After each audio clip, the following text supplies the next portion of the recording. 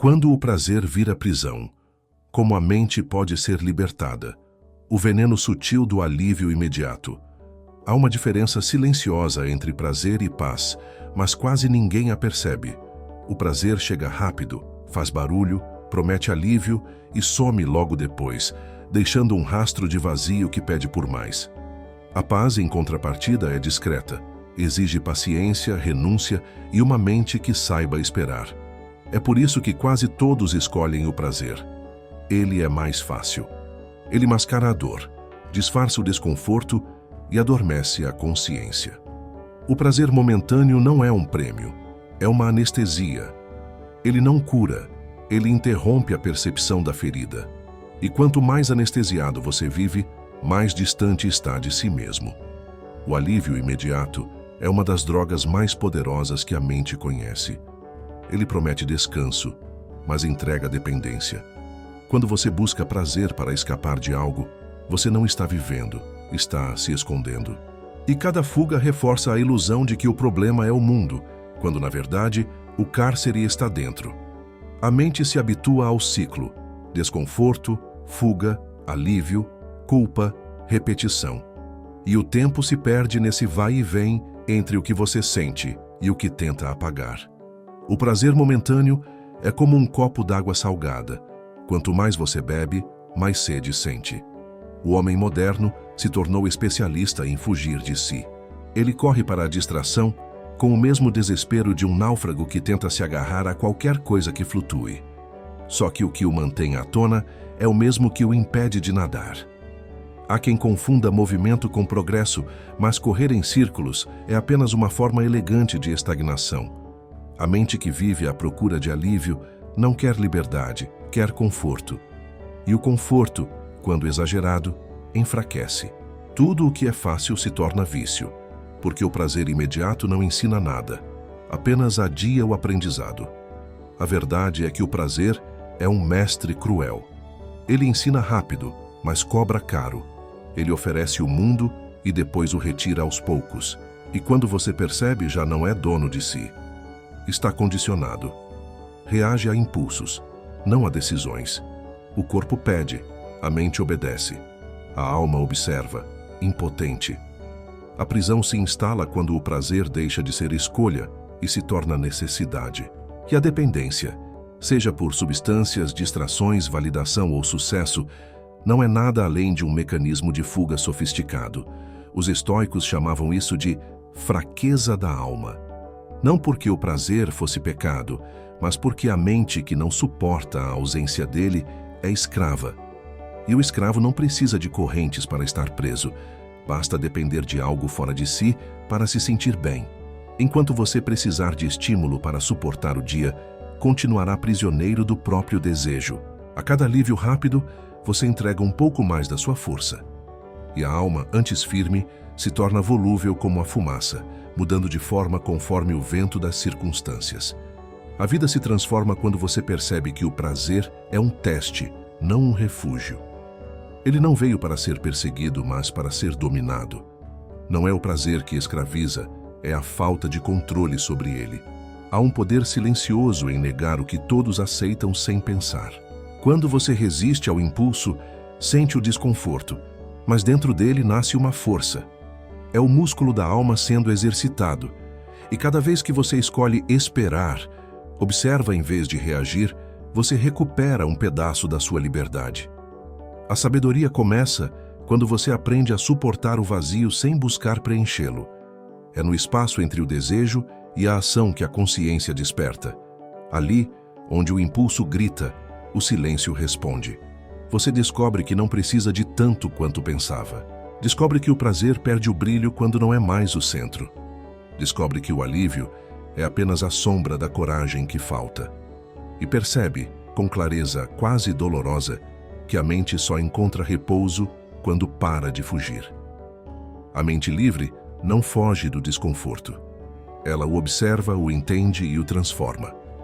O prazer, então, deixa de ser prisão e volta a ser escolha. O homem que domina o prazer, domina a si mesmo. E quando você domina a si mesmo, nada externo tem poder sobre você. A liberdade não começa quando tudo está bem, mas quando nada precisa estar. A recompensa que rouba a liberdade. Você acredita que escolhe, acha que cada gesto, cada clique, cada palavra dita ou ação tomada é fruto da sua vontade. Mas experimente ficar um dia inteiro sem ceder a nenhum impulso. Não toque no celular. Não abra a geladeira sem fome. Não busque distração quando a inquietação surgir. Veja quanto da sua vida realmente nasce da escolha e quanto nasce da repetição. O que chamamos de liberdade costuma ser apenas o hábito disfarçado. E o hábito, quando construído sobre a repetição do prazer fácil, transforma a mente num autômato que só sabe reagir. A recompensa, quando constante, se transforma em um comando invisível. E você obedece. O que parece conforto é, na verdade, condicionamento. A cada pequena recompensa, um comentário, uma curtida, um doce, um elogio, o cérebro se acostuma a esperar algo. E quando não recebe, protesta, reclama, cobra. O que antes era escolha, vira necessidade. E quando você precisa do estímulo para se sentir bem, já perdeu a autonomia. A recompensa fácil sequestra a motivação e a transforma em dependência. Você não age mais por propósito, mas por ansiedade. A liberdade que você acreditava ter começa a se dissolver e você nem percebe. É assim que a mente se curva. Não com gritos, mas com sussurros. Um clique de cada vez. Uma notificação por vez. Um conforto rápido por dia. A sensação de controle permanece, mas ela é apenas uma ilusão. Você continua se dizendo dono da própria vida, enquanto repete os mesmos movimentos sem refletir. Você acorda, busca a mesma dose de dopamina, repete os mesmos padrões de prazer imediato e termina o dia exausto sem saber por quê. A mente saturada não pensa, apenas consome, e toda liberdade desaparece quando a consciência dorme. A alma pede espaço, mas é sufocada pelo excesso. O prazer sem filtro sufoca a percepção do que realmente importa. E o pior é que ele oferece uma sensação constante de estar quase bem, nunca excelente, nunca em paz, apenas distraído o suficiente para não mergulhar. Você passa a viver em estado de espera. Espera por algo novo, algo melhor, algo mais prazeroso. Mas nada chega, porque a mente aprendeu a existir apenas na antecipação da próxima recompensa. E essa espera contínua é o que esgota sua energia vital. A mente que se torna escrava da recompensa esquece o valor do esforço. Ela perde a habilidade de persistir, de adiar a satisfação, de suportar o processo. Tudo precisa ser imediato, senão perde o valor. E isso é destrutivo. Porque tudo o que realmente importa na vida exige tempo, exige profundidade, exige ausência de recompensa por longos períodos. Amar, construir, crescer, transformar-se. Nada disso acontece sob a lógica da gratificação constante. A liberdade só é real quando você pode dizer não ao que brilha e mesmo assim permanecer inteiro. Os estoicos viam isso com clareza. Eles treinavam o corpo e a mente na arte da resistência, não como castigo, mas como fortalecimento da alma. A mente que suporta o desconforto, que renuncia à recompensa fácil, torna-se invencível, porque ela não depende, ela decide, e a decisão livre é o que separa o homem íntegro do homem condicionado. A diferença entre um escravo e um sábio está na resposta ao desejo. Um obedece sem questionar, o outro observa antes de agir. Um vive em função do prazer, o outro age em função da verdade. Por isso, pare agora e observe. O que você busca com tanta frequência? O que te chama o tempo todo? O que te deixa inquieto quando falta? Essas são as correntes que você não vê, mas carrega. Cada pequeno prazer repetido sem consciência molda sua mente para viver no automático. E viver no automático é morrer aos poucos, sem perceber. A única forma de quebrar esse ciclo é reeducar o olhar. Treinar-se para ver além do estímulo. Voltar a sentir o sabor do esforço, o poder da renúncia, a grandeza do silêncio. Você só será livre quando conseguir dizer não àquilo que todos aceitam sem pensar. quando puder negar uma recompensa fácil sem sentir que está perdendo algo, quando puder se mover sem ser puxado por nenhum fio invisível, a liberdade começa no instante em que a recompensa deixa de ser o motivo. E tudo o que é construído a partir daí nasce da sua vontade real, não da sua programação. Quando o silêncio assusta mais que a dor, há um momento em que tudo fica quieto. Nenhuma mensagem chega, nenhum vídeo chama, nenhum som preenche. E nesse instante, quando o ruído do mundo cessa, algo dentro começa a se mover. Não é paz, é desconforto. Um vazio que emerge como se a alma, habituada a ser abafada por estímulos, começasse a gritar. Esse é o silêncio que assusta. Não porque seja perigoso, mas porque revela. E o que ele revela é o que você passou a vida tentando evitar. É nesse espaço, sem distrações, que a mente é forçada a olhar para o que ignorou por tempo demais. A maioria das pessoas teme o silêncio, não por causa do som que falta, mas pelas verdades que aparecem. No silêncio, as vozes internas ganham volume, as perguntas sem resposta ressurgem, as feridas que foram cobertas com prazer voltam a doer, e isso assusta. Porque o silêncio não mascara, ele mostra. Ele traz à tona tudo o que foi adiado, reprimido, silenciado à força pela rotina de dopamina, consumo e performance. O silêncio não é um inimigo, ele é um espelho. E poucos suportam se encarar sem filtros. É por isso que o prazer se tornou tão acessível. Não por necessidade real, mas como anestesia cultural. A mente moderna foi ensinada a evitar o vazio como se fosse fracasso. O tédio virou ameaça.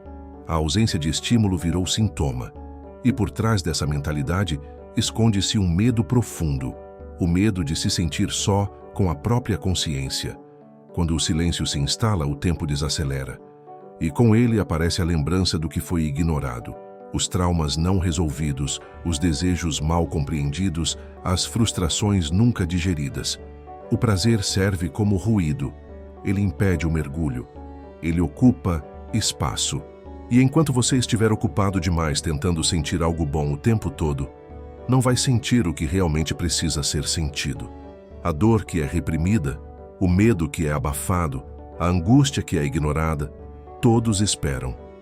Eles não desaparecem, apenas se escondem atrás da tela, do doce, da distração. Mas quando o prazer se afasta, a verdade retorna, e ela não pede licença. Os estoicos sabiam que o silêncio era ferramenta. Eles não o temiam. Eles o buscavam, porque sabiam que é no silêncio que a alma se revela, que a mente encontra lucidez, que a dor aparece não para destruir, mas para reorganizar. O silêncio é o ambiente onde a transformação começa, porque nele não há fuga, e sem fuga, há presença.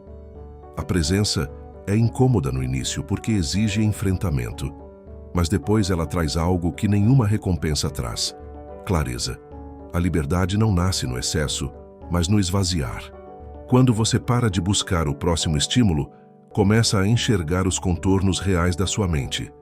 Percebe onde está o apego, onde está a fragilidade, onde está o padrão. O silêncio revela a arquitetura do seu labirinto, e só quando você o conhece é que pode sair dele. Mas poucos estão dispostos a atravessar esse território, porque ele dói, ele incomoda, ele desinstala certezas. A mente que não suporta o silêncio é uma mente frágil, porque depende do externo para se manter equilibrada. Precisa de barulho para não pensar, de movimento para não sentir, de distração para não encarar. E isso não é viver. É sobreviver dentro de um labirinto de estímulos que sufocam a alma. O verdadeiro poder surge quando você aprende a ficar consigo mesmo sem fugir. Quando consegue ouvir o que há dentro sem se apavorar. Quando o silêncio deixa de ser ameaça e se torna abrigo. Não se trata de buscar o silêncio como fim, mas de reconhecê-lo como caminho. Um intervalo onde a alma pode respirar, onde as dores antigas podem emergir e enfim serem vistas. O prazer não tem esse poder. Ele alivia, mas não cura. O silêncio, sim. Ele cura com lentidão, com firmeza, com verdade. Ele mostra que nem toda dor é inimiga, que sentir desconforto é sinal de vida, que encarar o que assusta é o primeiro passo para deixar de ser dominado por isso. Você só saberá quem é quando suportar a própria companhia no mais absoluto silêncio. E quando conseguir permanecer ali, sem se perder, nada mais te escraviza, porque o prazer não terá mais o poder de te arrastar, e a dor não terá mais o poder de te derrubar. Resta apenas você, inteiro, e isso é liberdade. O culto à gratificação, como a cultura vicia a mente. Você vive cercado por comandos invisíveis, frases disfarçadas de inspiração, imagens que parecem inofensivas, promessas de bem-estar imediato. Tudo ao seu redor grita que você merece mais prazer, mais conforto, mais felicidade agora. Mas ninguém diz o que esse mais está tirando de você. A cultura em que você respira transformou a gratificação em dever. Você não apenas deseja sentir prazer, você acredita que tem o direito permanente de se sentir bem. E toda vez que esse prazer atrasa, você sente que algo está errado, que você está falhando, que precisa corrigir alguma coisa. O problema não é o prazer em si, é a forma como ele foi transformado num ideal absoluto. Quando o prazer se torna o centro da existência, tudo o que não o provoca passa a parecer perda de tempo. O silêncio se torna ameaça. O trabalho profundo se torna castigo. A renúncia se torna doença. A cultura moderna venera a satisfação como se ela fosse o propósito da vida. E esse culto silencioso vicia a mente. Porque o vício não se instala apenas na substância, mas no significado. E quando viver passa a significar buscar prazer a todo custo, viver se torna uma corrida vazia. A sociedade atual construiu um padrão onde qualquer desconforto emocional é rotulado como disfunção. Se você está ansioso, distraído, entediado, irritado, o sistema não te ensina a olhar para isso. Ele te ensina a calar isso com estímulo, com consumo, com dopamina fácil, com distrações brilhantes. O resultado é uma mente que não sabe mais interpretar a si mesma, porque nunca foi ensinada a sentir sem remédio. Cada emoção é substituída por um gatilho de alívio, e a profundidade da alma é sacrificada na superfície do agora. A cultura de gratificação também redefine o tempo. Nada mais pode demorar. O que leva tempo é visto como ultrapassado. Um vídeo longo é ignorado. Um livro inteiro parece exagero. Um processo lento vira falha. Você é treinado a rejeitar tudo o que não seja imediato. E essa urgência destrói sua capacidade de contemplar, de refletir, de se aprofundar em si mesmo. O prazer rápido se torna um chicote que acelera sua mente, mas não seu crescimento. Você se move, mas não evolui. Você se satisfaz, mas não se transforma. E quando tudo vira estímulo, nada mais é significativo. O excesso de gratificação banaliza a experiência. Se tudo é gostoso, nada é memorável. Se tudo é fácil, nada é valioso. A alma passa a boiar num mar de sensações sem consistência. É por isso que você sente cansaço mesmo descansando, vazio mesmo consumindo, ansiedade mesmo se distraindo. Porque seu sistema está sendo sobrecarregado por sensações que não têm raízes, e o corpo absorve, mas não entende. Ele sente, mas não se nutre. A cultura do prazer não quer que você pense, quer que você reaja. E a reação é o oposto da escolha consciente. É por isso que o mundo parece cada vez mais barulhento, mas menos profundo. As pessoas falam mais, mas dizem menos. Mostram mais, mas sentem menos. A mente, quando condicionada a buscar apenas o que gratifica, perde a capacidade de encontrar valor no que exige paciência. E a paciência é o berço da sabedoria. Os estoicos viam isso com clareza.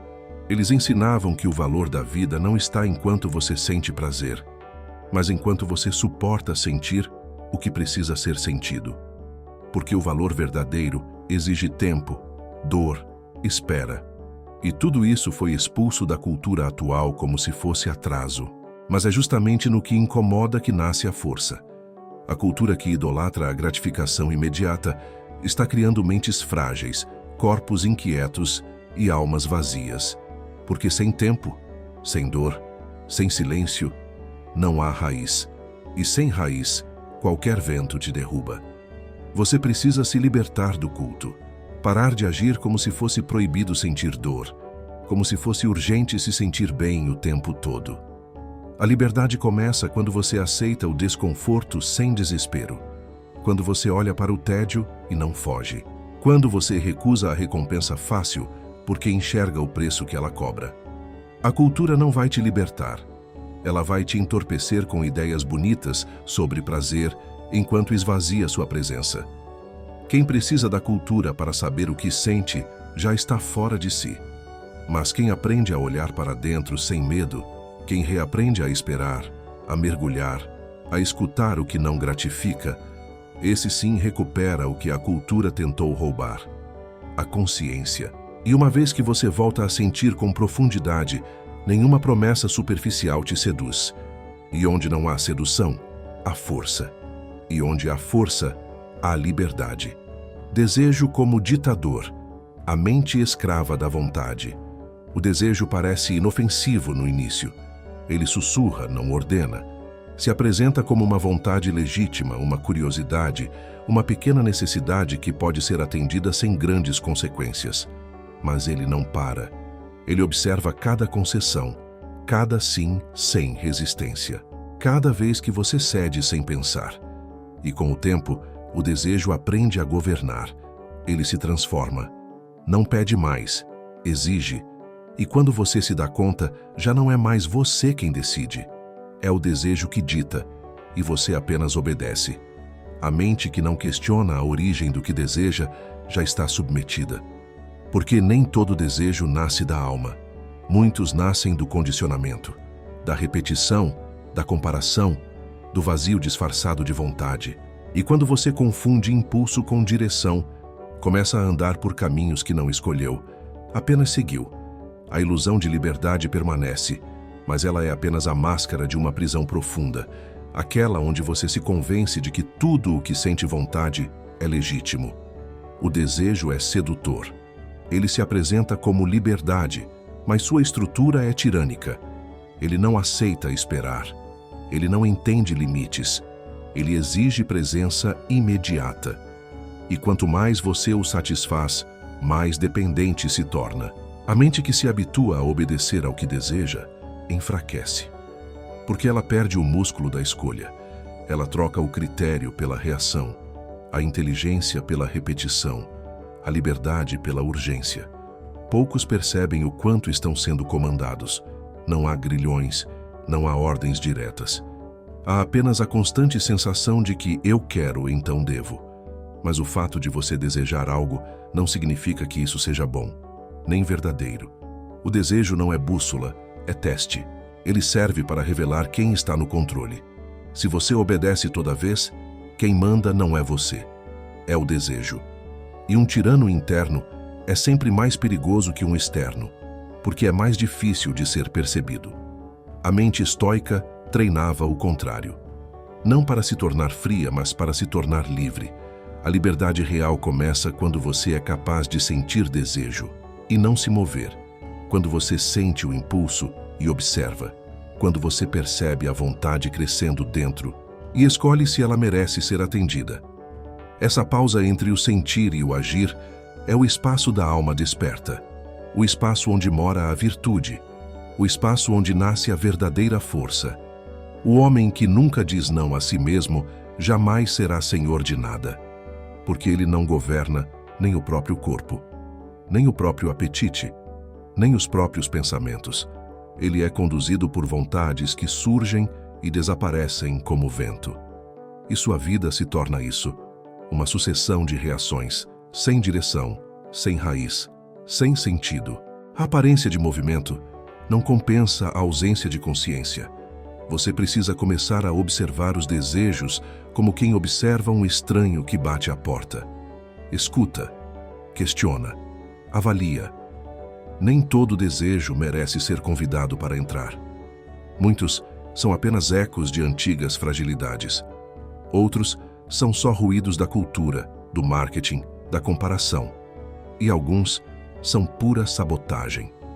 Se você não aprende a dizer não, estará sempre sendo movido por algo que não compreende. E aquilo que você não compreende te controla. O desejo, quando não investigado, se transforma em ditador. Mas quando você aprende a encará-lo de frente, ele se revela. E então você percebe que muitas das suas vontades nem são suas. Foram plantadas, foram copiadas, foram herdadas. E você pode soltá-las, pode negar, pode caminhar em outra direção. Isso é poder. Isso é soberania. Isso é domínio interno. Não é errado desejar, mas é perigoso obedecer sem consciência. O desejo precisa ser domado, não adorado. Precisa ser compreendido, não seguido cegamente. A mente que se curva diante da própria vontade jamais se erguerá diante do que realmente importa. Mas aquela que aprende a pausar, a refletir, a escolher, essa sim é livre. Porque quem domina o desejo, domina o mundo. E quem não domina nem a si, será sempre dominado. Prazer ébrio. A alma entorpecida pela satisfação. Há um ponto em que o prazer deixa de ser sensação e se torna embriaguez. Não porque você exagere uma vez ou outra, mas porque sua alma passa a viver submersa em estímulos que a embriagam em silêncio.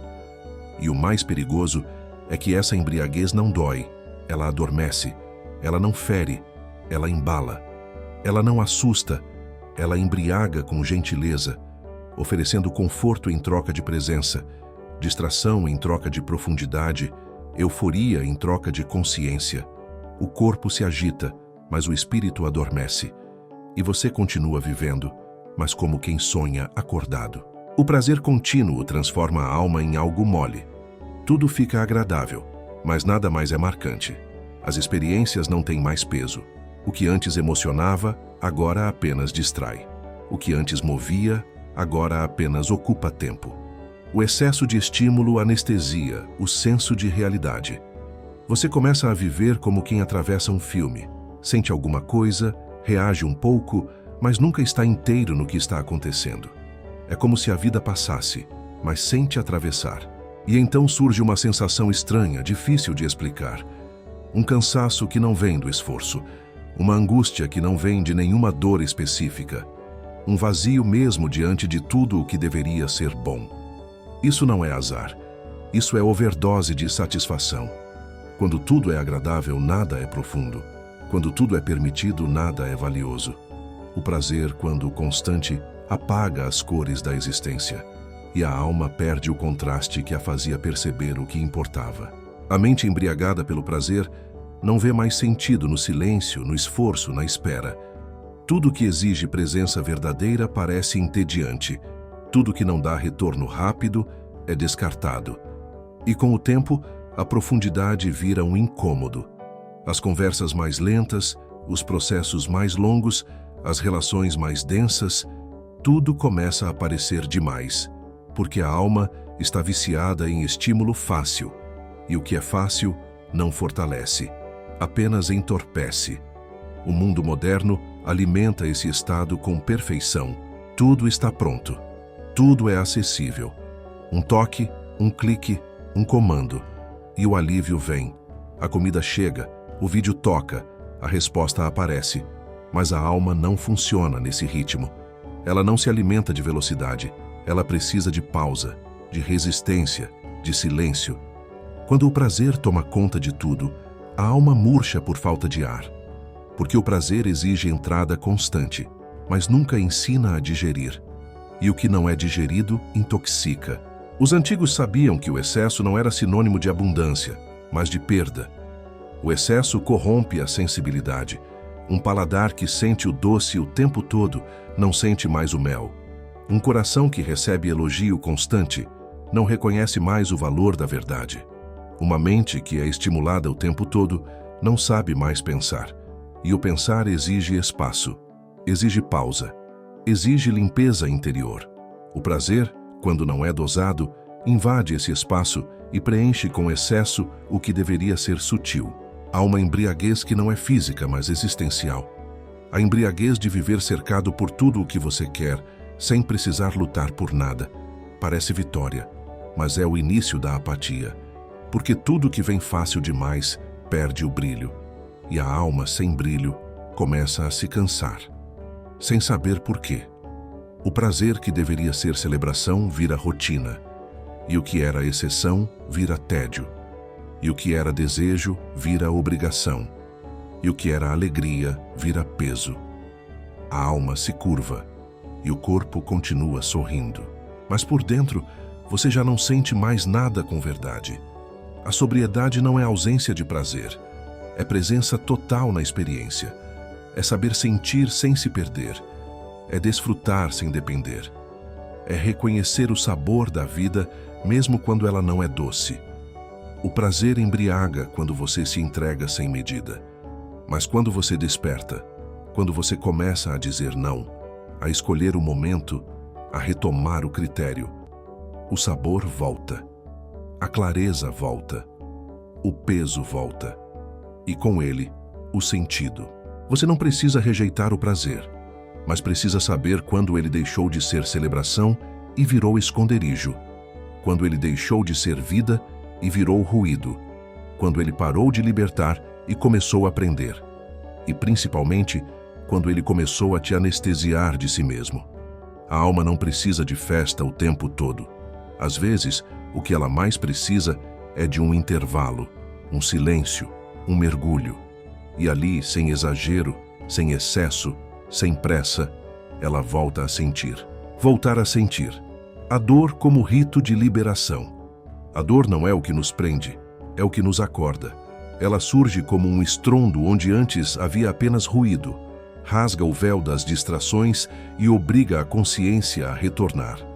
Enquanto o prazer embriaga, a dor afia. Enquanto o prazer adormece, a dor desperta.